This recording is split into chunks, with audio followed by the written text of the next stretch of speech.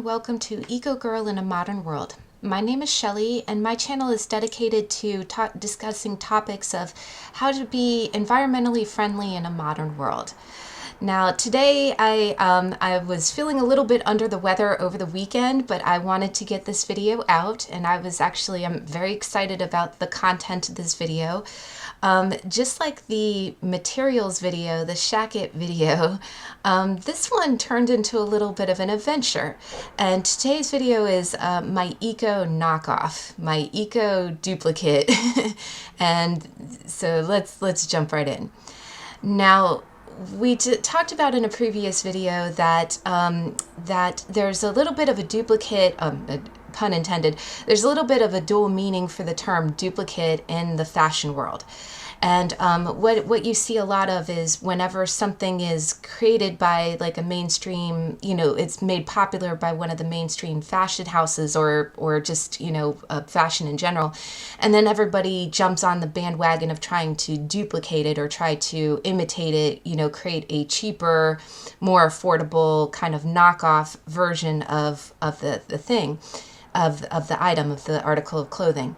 And that becomes a big, it becomes a concern environmentally wise, just because we are in a fast fashion industry. The big fashion, the fast fashion industries like ASOS, Forever 21, Charlotte Russe, Shein, big one, they'll try to imitate and create knockoffs of clothing, as fast as possible. And right now we're in a fashion industry that cranks out fashions each week. That's how fast it's getting. The moment a style is popular, either by influencer culture, by fashion, by magazines, and by the traditional television and movies, and celebrities wearing it, it seems like they'll be cranking out new fashions every week, and it's crippling the planet. It's causing a really bad effect. Now, the biggest concern about this, especially with fast fashion, is a lot of fast fashion creates these duplicates or these knockoffs using polyester and acrylic. And those are two of the worst types of materials that you can use. So, polyester is made from polyurethane, which is gas, which we don't have much of anyway, and it takes about 750 years for it to biodegrade. We actually have not been around long enough to see if it ever does go back into the ground. And a quick definition of biodegrade is when it actually breaks down into carbon and oxygen, when it actually goes back into the earth. Some of these polyester garments may never do that. They might degrade, they might, become a little bit less in content, but that's a long time, and we don't want it poisoning our ground. The other thing is that as of right now, it's cheaply made, but it's not always going to be cheaply made, and we don't want to be using oil or gas or fossil fuels to create that. The other one that I'm a big anti-fabric against is acrylic. Acrylic is terrible. Acrylic is it's almost like you've seen the pink insulation for your houses. It's like that. It's very toxic material. It breaks off into fine little particles. The other thing is with both polyester and acrylic, when every single time you wash that garment, little microplastics get into our water and cannot get back out. So, the other thing is it's not good for your skin because it's full of toxic chemicals and it doesn't breathe the way that natural fibers breathe. Now, the other big beef that I have with, the fast fashion companies is that they are cranking out this fashion so quickly that it's also inundating our vintage and thrift shops. It's kind of like garbage in, garbage out. This is not high quality clothes. These are not garments that are made well or with quality materials. If you look at the timeline of how we've been throwing away things and how much more of it is synthetic fabrics, the other thing is the amount of clothes that we actually buy versus the amount of clothes that we actually wear is consideration. So to get past the gloom and doom, I have rules when I buy new, and I definitely try to buy secondhand first. So I always try to go to my thrift store. So of course I don't like seeing Shein or anything else in my thrift store because it's really poisoning our thrift stores with that stuff too. But I look for the more vintage quality pieces, and a few of the rules that I have to be environmentally friendly is, first off, always buy secondhand. Go to your vintage shop, go to your thrift store. Anytime you buy something that's already in creation, the carbon emissions is always zero, and hopefully zero if you don't have to buy it off eBay and have it flown to you. And eBay is still good. Buying secondhand is still good, but sometimes when packaging and flying contributes, if you can find it at your local thrift store, use a reusable bag, then you're doing a service to the planet. The other thing is I always look for organic materials. I look for fabrics that are natural, preferably organic cotton. A second contender is cotton itself. Cotton does biodegrade, but it's just a very water intensive, and there's a lot of chemicals that are used with regular cotton versus organic. But if you can find organic, that's ideal. Or secondary cotton is still a natural fabric. It just has a lot of additions to it. And then linen is fantastic. Silk is fabulous. Hemp is wonderful. Wool is sometimes difficult to launder, but if you look at my laundry video, sometimes that's difficult to launder, but there's, certain types of wool are much easier, and it's still a nice, versatile, biodegradable fabric. So when I look at all of these factors, I always love finding a good cotton or linen or, and especially this time of year in winter going into spring, I love sweaters. And I've found some beautiful sweaters. One thing that's magnificent about sweaters is, when you knit or when you crochet, that skill, that technique of creating different patterns, like in my bedding video, I showed that, I love the popcorn stitch. And it's a beautiful, really kind of textured stitch. And then you've got all these different weaves, and actually I think the first knitting or crochet pattern was published in 1524. So it's been around a long time, and back then it was all natural fabrics. But knitting is a beautiful art. It's a beautiful technique, and I have bought sweaters secondhand off eBay. I have a beautiful red sweater that I have worn. Another rule that I have is wear it 30 times. Especially if it's brand new, you want to wear it at least 30 times. We want to avoid, not wearing the clothes that we're buying. It has to be, something that you're actually going to use, because what's the purpose, right? And it can be very fashionable. It's like all of my sweaters, have been really beautiful. They're very versatile. And I love a good, spring into, winter into spring, thicker kind of, sweater. It's so comfortable, right? And so I've got my red sweater. I've got, all these other ones. Now, what I do, though, is if I do fall, every once in a while I do fall in love with a brand new sweater. And I am a big fan of Anthropologie. And I know Anthropologie, just like any of these other big fashion stores, and believe me, we are inundated. If you look at the statistics of all the fashion that we create, we overproduce fashion. So if you are in the market for something new, I know that there's a dopamine hit that we get when we get something new, but you really have to think about the impulse behind it and think about why you're buying it. I always like to, kind of put it into a saved cart, excuse me, and really think about it. And if I can't get my mind off of it, then it might be something that I really want to go for. But I was browsing Anthropologie, and I saw this beautiful color block sweater. And, this became an adventure. This is the beginning of the adventure. I saw this beautiful color block sweater, and this was months ago. I really put some thought into it. And they had different styles, but I'm also really into color blocking. I like dressing like the 80s, and I just thought it was a beautiful sweater. Now, of course, the first click that I go towards is, what is this made of? And guys, it's 70% acrylic. And the crazy thing is that it retailed for $168 before it went on sale. I would never, I'm sorry, no offense to the manufacturing powers that be, but you are not getting $168 out of me for some freaking acrylic. Never. I would die first. And that's just the environmentalist in me. For all the reasons that we explained, microplastics, toxic against the skin, doesn't biodegrade. why are we making things like that? But the company was actually called Dr. Bloom, so it wasn't an Anthropologie. Anthropologie does have a few lines that really do sell cotton and linen, and they do have some beautiful pieces, so I'm not knocking them. The other thing that, we'll get into in a minute is that, a lot of duplicates happen from stuff. So in the vein of duplicates, so I looked at the sweater and I fell in love, and it had different colors too. The blue one with the yellow was really beautiful, but I really kind of liked the wine color with the orange and the blue cuffs. Now, one other thing that I noticed on the reviews is that they said, a lot of people said that it was a comfortable sweater, but it was a little cropped, that it was like short in the torso.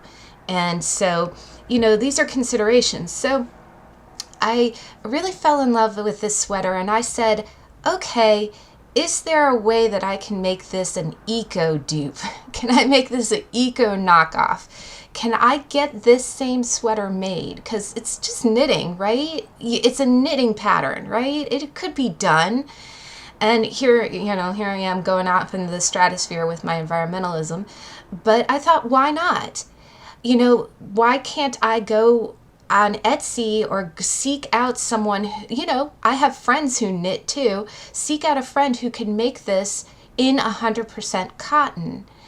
And, and I showed you in the materials video, in the Shaka video, you can test it too. You can clip off a little string of the yarn and burn it. Yeah, that's what you have to do to see how it responds. But you can request something be made in 100% cotton.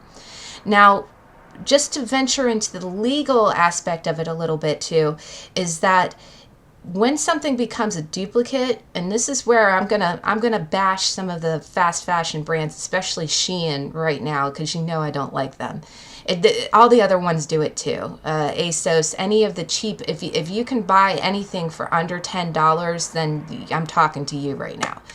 But a lot of the fast fashion brands have had lawsuits brought against them for perjuring, for taking the ideas of independent sellers. And there was actually a sweater. There was a beautiful pink and green crisscross sweater that was made by I don't think it was Etsy, but it was a creator like that. It was someone who was selling her wares on a creative platform. And from what I've heard is that in order for you to duplicate something, that there has to be 7 variations. And there was a video here on YouTube that talked about that there has to be 7 pieces. I think it was Justine LeConte that did that video too. I'll try to find it. But you have to find 7 variations. That's why some of the fast fashion knockoffs look a little cheeky and kind of crappy, is because the original might be like straight lined and then they put a big pocket here, because that's one of the 7 variations. You have to have 7 degrees of difference between the original one and the one that you're selling in order for you to not get sued. But Shein had done that, and it's funny with the green and pink sweater, they had no variations. It was a straight knockoff. And the crazy thing is that they produced it faster and more cheaply with crappier materials like polyester and acrylic. They undersold the original creator. The creator could not sell anymore because it was selling like hotcakes over, and then it got saturated and no one wanted to buy it anymore. They cheated that creator out of their creation, and then they did get sued. But you can imagine how much money they have. They bat off lawsuits like they're flies. So they didn't really. They got some bad press for it, but they didn't really get held accountable. And you see other stories like that. If you Google that, there's other stories, there's other videos that talk about that, and that's a crime. In my mind, that's a crime. Now, because that happens to original creators, the fast fashion industry can rip off and make a knockoff. I felt no guilt, and tell me, I might be towing a legal line, but I had no guilt going to Etsy and doing the reverse, saying, hey, can you make this sweater out of 100% cotton instead of the acrylic crap? And the thing is that I'm not calling out Dr. Bloom. They made a beautiful product, and I'm not trying to infringe on anything. The other thing is that, you know, it's not an exact make, because you'll see in a minute the color scheme, it's not the same yarn, it's not acrylic. The other thing is that I'm not calling out anthropology either. I'm not trying to stick it to the man. I'm not calling anthropology the man, and I'm not trying to stick it to him, to her, to them. It's not about that. If you made that sweater in the first place in 100% cotton, you would have my buying dollar for the full price that you were asking for in the first place. But since you couldn't produce that, and I'm an environmentalist and acrylic is a deal breaker for me, I'm going to go to Etsy. So I did go to Etsy, and the names will remain. You know, if anybody wants to email me, I will provide you the name of the creator, but this is not to get anyone into trouble. And believe me, in a minute, you're going to see there's absolutely no reason to get anybody into trouble. You know, dupes happen all the time. People steal each other's ideas all the time. Why you can't make it in organic fabrics, I don't understand. But you know, because it's a high quality piece. Let it be a high quality piece at a fabric that's quality level, worth the price. But I went to Etsy, and first off, I needed to scout out someone who had the skill to crochet or knit to that quality. And again, you know, I love the popcorn stitch and all of that. I searched out a few sites, and I definitely looked for high ratings. And there was this one creator who is based in the United States, and this is where the story takes a turn. She's based in the United States, but she has over 200 positive reviews for the needlework that she does. And she does specialize in more of the patchwork kind of quilt stuff. And but she did do other sweaters, and all of it was beautiful, very, very well made. And all of the reviews talked about the quality and about it being exactly what they were asking for. So I reached out to her via email at the beginning of February, and she said, yes, I can go ahead and do it. What's your measurements? And so on top of this, I get a sweater that's custom to me, and you'll see in a minute, beautiful output. But I went ahead and ordered the sweater, and it did cost more. It cost more than what the sale price is for the acrylic. And I was more than happy to pay that, because first off, it's a custom item. She's using 100% cotton. I specified that, you know, don't use anything acrylic or synthetic. And it's custom made to my measurements, so it should fit very well. Now, I went ahead and submitted the order, and she said, okay, it's probably going to be about 2 weeks. Now, I was really excited for it. I was super excited for it. And of course, I was waiting, you know, and watching. And if she needed anything, I was ready. And it got quiet for a while. After about the 3rd week, I noticed that I got a blip that said, okay, the shipping label has been created for this item, but it hadn't been mailed yet. So I waited 1 more week, and then I noticed that it really wasn't moving in shipment. So I did reach out to the creator just to ask, okay, what's going on? You know, do I need to be on the lookout for it? Now, it took her a few days to reply, and by this time it was kind of the late February.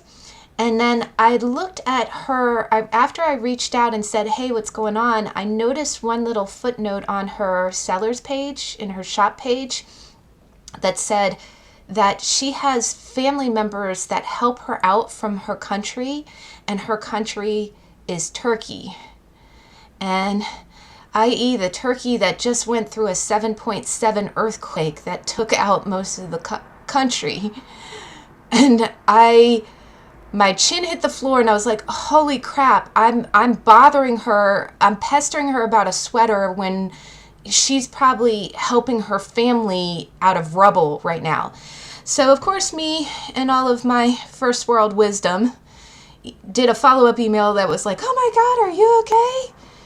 And I felt like an idiot, because no, you're not okay. That is there was a 300 kilometer hole placed in the crust of the earth that radiated throughout the whole planet, you know? Those rumbles in California coming from Turkey.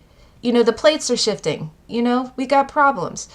But I felt like a jackass, because I'm like, okay. And I followed up, was like, are you okay? Is your family okay? There is no rush on the sweater. And this lady, with all of her grace, replied back to me and said, oh, thank you so much for following up. Yes, we are okay. My husband and I have been going over there and helping the victims, and I'm like, oh my God. I'm flabbergasted, you know? And she said, I'm so glad that the sweater's still on your mind. And you know what, guys, that tells me something too. You know, when we're such a shopping culture that we'll buy crap and forget that we even ordered it, you know, the fact that she can say, yeah, I'm glad that you remembered that you ordered that from me. That's also a testament to our shopping culture. That's not normal. That's not healthy. You know, when we just buy and buy and buy and don't care. And she said, she was so sweet. She said, yes, I'm still working on it. I said, honey, take your time. I don't care if I get this sweater in the middle of summer. Take your time, take care of your family. If there's anything I can do. And of course, I'm looking at all the websites for the Red Cross and donations to Turkey. And, you know, and when I think about it, you know, actually, you know, Turkey is a place where a lot of clothes are manufactured. And I'm going to post in this field below. There is a great TED Ed video that talks about how I know that in my, you know, Tale of Two Bras, I really bashed paying people a living wage. Now, it's important on two sides. As being a culture that buys a lot of clothes, this is the livelihood for people who work there. And in the TED Ed video, it talks about a woman who went to China and talked to women who actually work in these factories. Now, when it is a factory that pays a living wage, this is a livelihood for a lot of people. So it isn't always bad, but there's just such a dysregulation with it that, you know, things like all acrylic and all polyester, you know, people are the chances of it being a sweatshop is pretty high, and the fact that it's being made with these materials that make people sick, that's bad for the environment anyway. So I'll post that video before, but my high quality bra from Organic Basics from the other video that talks about labor was made in Turkey. So there are a lot of shops in Turkey, but the other thing is there's a lot of sweatshops in Turkey too. Now the less expensive bra was made in Bangladesh, and Bangladesh is where they had that building collapse for the sweatshop. But I was absolutely flabbergasted that I was speaking with someone who had family in Turkey with all this going on, and I got a chance to talk to her. She was very busy, so I respected her time. But gosh, guys, if that tells you anything about the way of the world, you know, but I was very glad that, I mean, I was thankful that I was able to give her work and pay a fair wage for what she was making, because she was making me a garment that was tailored to me with the same type of professionalism that any of these other mainstream stores would, but it's one for me. And she did mail it like 2 weeks later. I was not pressuring her. She did not need to get it out that fast, but I was so excited when it arrived, guys. And can I just tell you, anytime, and again, I thought about this sweater for like 2 months, and I really thought about it before I went to buy it, because I try not to buy new unless I have to. And but I was so excited. And one other testament is when I take a new garment, when I'm excited about a garment, I take it out of the box and then I put it on, and then I don't want to take it off, because I always wash my clothes before I wear them, you know, because even if it's yarn, you know, you got to wash it a little bit. But I was stupid excited. I put that sweater on and I wore it for like 4 hours. I didn't want to take it off. And then I laundered it, and then I wore it to my optometrist appointment. And both the optometrist assistant, when she came out, my eyes were all dilated, huge saucer pupils, and she goes, "Oh my God, I love your sweater." And then I go in and get my eyes tested, and my doctor does "Oh yes, you can still drive without glasses, da da da da da." And then as I'm walking out, she goes, "That really is a great sweater." And I'm like, "Yes, I'm dopamine dressing. It's serotonin in winter." So now, one thing is that she nailed the colors. The blue is perfect. The orange is perfect. The wine color was a little bit lighter, but it was a little bit more of a magenta color, which you know is my jam. It's been my color. And I was a little bit of a hypocrite in the last video. I was like, I thought of magenta first. I think we're all a fashion think tank. I think we're all, you know, like I think back to that scene in Devil Wears Prada where she pulls out the cerulean blue and she talks about how it filtered down into some sad discount Ben. And yeah, that's me. I probably didn't think of magenta first, but I love to wear it. But I'm sorry, I digress. But it's a beautiful color. It almost looks better than the original wine that I wanted. And I did try to pose like the model. I'm an environmentalist, not a model. But gosh, guys, such a comfortable sweater. The other thing is that because she had my measurements, it goes perfectly to the edge of my hand. Like, it's not too long, not too short. Sometimes you get that with sweaters where you have to roll up the sleeves. And some of the complaints with the original sweater was that it was too short, too cropped. I don't have that problem because I gave her my measurements. Now, the other beautiful thing is, the weird thing is that it doesn't have a tag on the back because it's a handmade thing, right? I can put it on. It's equal distance. One side is not longer than the other. So really, if I want to put it on, I could just call me easy or simple, but I love being able to just crawl into a garment and just have it fit. Like, I don't even have to worry about what side is the front and the back. And I know that's terrible. But, and the last thing is that when I opened that box with that sweater, there was a beautiful little free gift on top. And let me show it to you one moment. So right on top of my sweater was this. And it is 100% cotton. She did this for me too. And it has a little drawstring, but what this is a change purse. So just like her other sweaters that have the little pattern, she gave me this, and I absolutely treasure this, guys. I hold it over my heart because this lady was so good, and her sister is in Turkey, and I know it's a multiple of things. It's not just, you know, it's not just overhousing. It's not just, you know, the carbon footprint of flying things, because that sweater did have to fly. It came from the United States, but it was flown quite a bit around the world. The other thing is that I did do the cotton test on it. I did clip off, you know, little pieces to make sure, not to question anyone, but that's what I paid for, and it passed the cotton test. So, but through this adventure, just like the Shacket adventure, I was like, oh my goodness, I had the opportunity to speak to a creator. I had the opportunity to get something that I wanted in a natural fabric that I get to cherish and adore. I got to pay a fair wage for it. I get to help someone else, you know, financially right before a disaster. And I got a chance to talk to somebody who's actually in that, because there is such a detachment. You know, we think, okay, it happened there, it couldn't possibly impact us. It does impact us. And, you know, I know the plates moving is what it is, but that is also for global warming and other purposes. So as we come up on Earth Day, let's think about this stuff, you know. That's how you contribute, you know. What other eco-dupes can we do, you know? If it's a knit sweater, could you go on Etsy and do it, have someone make it that way? I see a lot of things where, like, you know, whatever the trend that's out there, try to find its eco equivalent. Try to find it in a natural fiber rather than a synthetic one. You know, try to look at how it's made. You know, look it up on Good On You. Do all these things, and most importantly, you know, it's, you know, most importantly, let's be connected to the people who make our clothes.